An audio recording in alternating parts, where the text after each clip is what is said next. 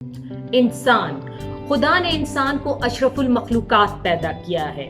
عقل، فہم اور دانش انسانی سوچ کے 3 مرکزی کردار ہیں جو کہ انسان کی تصوراتی دنیا کو عملی جامہ پہنانے میں اہم کردار ادا کرتے ہیں۔ یہی وجہ ہے کہ انسان نے زمانہ قدیم سے ہی ایسے مقامات پر تعمیرات کی ہیں جن تک رسائی عام انسان کے لیے لگ بھگ ناممکن ہے۔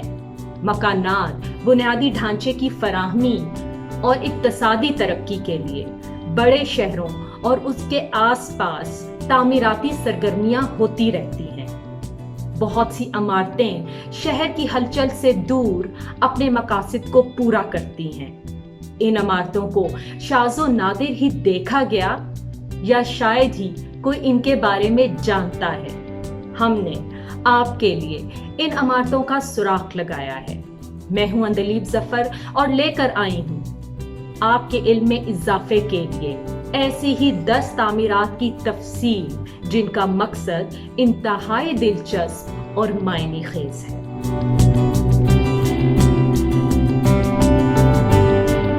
ہماری تلاش کردہ 10 ریموٹ بلڈنگز میں سب سے پہلی عمارت کا نام بشپ راک لائٹ ہاؤس ہے، جو کہ سرکاری طور پر دنیا کے سب سے چھوٹے جزیرے پر ایک عمارت ہے۔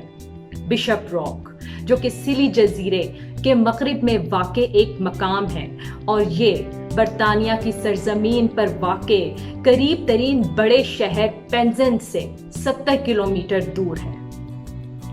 19ویں صدی میں برطانیہ اور شمالی امریکہ کے درمیان جہاز رانی کے عروج کے ساتھ ہی برطانیہ کی طرف جاتے ہوئے اپنے آخری سفری مراحل میں کئی جہاز تباہ ہو جاتے تھے۔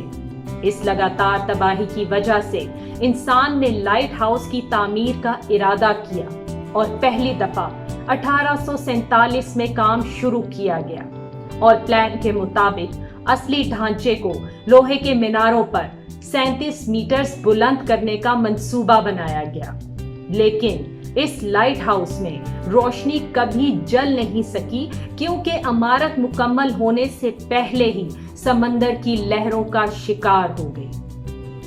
موجودہ لائٹ ہاؤس پر کام کا آغاز 1851 میں ہوا۔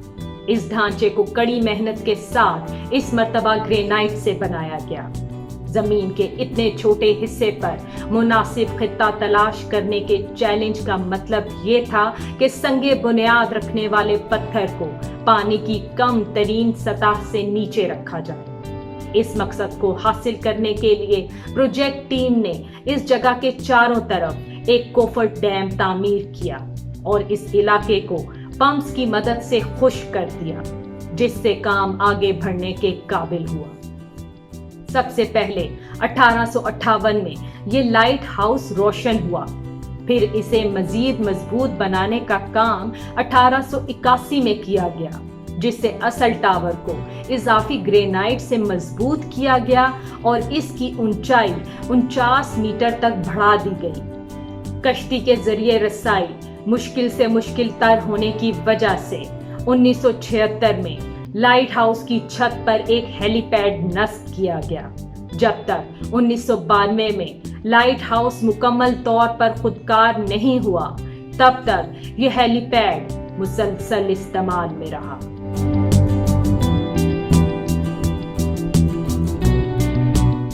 تاشرباد کرگستان کے صوبہ نورین کے دور دراز علاقے میں واقع ایک کاروان سرائے کا نام ہے، جو کہ کئی صدیوں تک یورپ اور ایشیا کے درمیان شاہراہ ریشم کے راستے جانے والے تاجروں کے لیے آرام گاہ کی حیثیت سے خدمات سر انجام دیتا رہا ہے۔ اس خانقاہ کا آغاز 10ویں صدی میں ہوا۔ اس عمارت کا مقصد تھکے ہوئے مسافروں کی رہائش اور حفاظت تھا، کیونکہ مسافر دونوں براعظموں کے درمیان پرخطر تجارتی سفر کرتے رہتے تھے۔ اس عمارت میں گنبد کے طرز کے چھتوں والے 31 کمرے اور ہال تعمیر کیے گئے۔ پورا ڈھانچہ پسے ہوئے پتھر اور مٹی سے بنایا گیا، جو آس پاس کے علاقوں سے حاصل کیا گیا۔ اگرچہ یہ جگہ آج زیر استعمال نہیں ہے، لیکن اس جگہ تک आज भी घोड़ों की मदद से तवील सफर तय करके पहुंचा जा सकता है। इतने लंबे सफर के बाद जो सयाह या ज़ायरीन रात गुजारना चाहें, उनके लिए करीबी इलाकों में रिवायती रिहाइश गाहों का इंतजाम मौजूद है।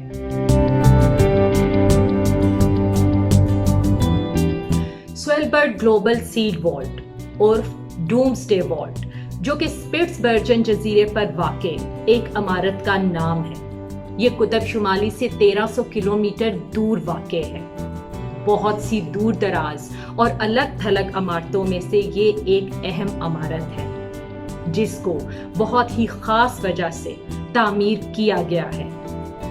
ये वॉल्ट बड़े पैमाने पर इलाकाई या आलमी बहरान की सूरत में अपनी बका और आलमी सतह पर खाने की फराहमी को यकीनी बनाने के लिए तामीर किया गया है। ये दुनिया से इकट्ठी की गई मुख्तलिफ इक़साम की बीजों की हिफाजत के लिए बनाया गया है, जो कि आलमी खुराक के बहरान की सूरत में मददगार साबित हो सकेगा। इसे सन 2008 में नॉर्वे की हुकूमत ने तामीर किया था।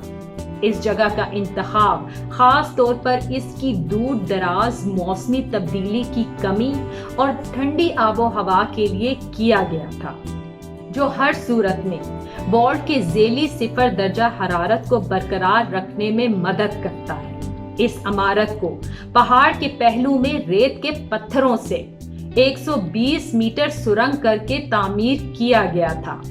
वॉल्ट की सतह समंदर से 130 मीटर से ज्यादा बुलंदी पर मौजूद होना इस बात को यकीनी बनाता है कि कुतबी बर्फ के पिघलने की सूरत में भी इसके ज़खायर महफूज रहेंगे। पहाड़ के अंदर वाक़े ज्यादातर ढांचे के साथ जमीनी सतह पर इस इमारत की वाहिद निशानी इसका मुतासिर कुन स्टील और ठोस दाखिली दरवाजा है, जो कि मुख्तलिफ किस्म के शीशों और ऑप्टिक फाइबर से ढका हुआ है। नॉर्वे 10 साल कबल तामीर करदा डूम्सडे बीच वॉल्ट मजीद बेहतर बनाने के लिए 12.7 मिलियन खर्च करेगा। दुनिया की फसलों और पौधों को आलमी, कुदरती या इंसान साख्ता तबाही से महफूज रखने के लिए स्वेलबर्ग ग्लोबल सीड वॉल्ट को एक तर्कशुदा आर्कटिक कोयले की कान में तामीर किया गया है। अगर एटमी जंग या आलमी हरारत में इजाफे से कुछ फसलें हलाक हो जाती हैं, तो हुकूमतें अपनी ज़रूरी सनतों को दोबारा शुरू करने के लिए वॉल्ट से बीजों की दरखास्त कर सकेंगी। इस वॉल्ट में 4.5 मिलियन फसलों के बीजों को ज़खीरा करने की गुंजाइश मौजूद है, जबकि मौजूदा वक्त में पूरी दुनिया से 8,90,000 से ज्यादा इक़साम के बीजों को जमा किया जा चुका है।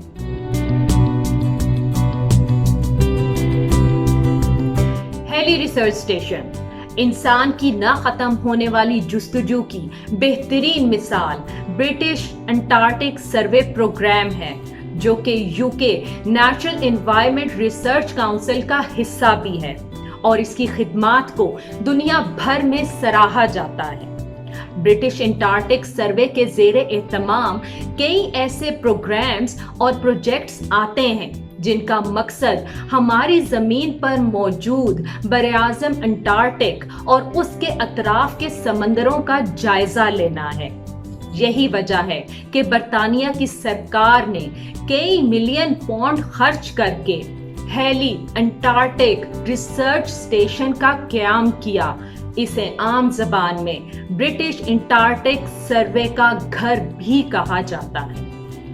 इस स्टेशन का डिज़ाइन ऐसे तरतीब दिया गया है कि ये बरआज़म अंटार्कटिक के ना ख़त्म होने वाली मुखालिफ माहौलियाती तब्दीलियों को बर्दाश्त कर सके, जिसके नतीजे में इसकी अमूमी ज़िंदगी में इजाफा हो सके। ये स्टेशन कई मॉड्यूल्स पर मुश्तमिल है, जो कि एक सीधी लकीर में रखे गए हैं ताकि गालिब सर्द हवाओं का मुकाबला कर सकें। स्टेशन के मॉड्यूल्स को स्टील से बनाए स्कीज और हाइड्रोलिक टावर सहारा देते हैं। इस स्टेशन को बर्फ की 150 मीटर मोटी सतह पर कायम किया गया है, जो हर साल 400 मीटर तक समंदर की जानिब सिरकता है।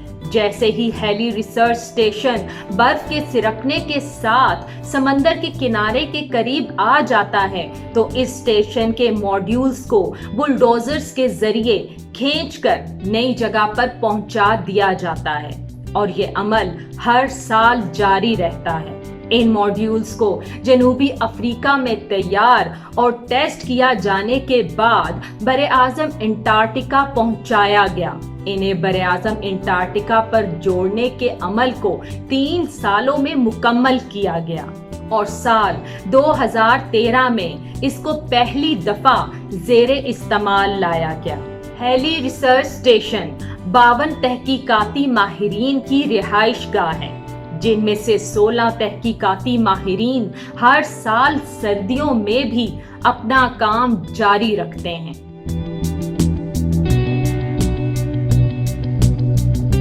फिनिक्स ऑब्जर्वेटरी, जो कि सतह समंदर से 3571 मीटर्स की बुलंदी पर स्विट्जरलैंड के स्विस एल्प्स में वाक़े एक इमारत है, जो कि बरे आज़म यूरोप में अब तक का सबसे ऊंचाई पर तामीर का मंसूबा है। अगरचे ये इमारत वाकई ही दूर दराज है, ताहम इसकी तामीर में स्विस एल्प्स रेल्स, जिसे तकरीबन 20 साल में मुकम्मल किया गया, का अहम किरदार है, जो कि यूरोप में मौजूद सबसे ऊंचा रेलवे स्टेशन भी है, जिसको 1912 में मुकम्मल किया गया। स्विस एल्प्स रेल्स ने फिनिक्स ऑब्जर्वेटरी की तामीर को मुमकिन बनाया, जिसकी मदद से ऑब्जर्वेटरी के मकाम तक मटीरियल और कारकुनों को ले जाया जाता था।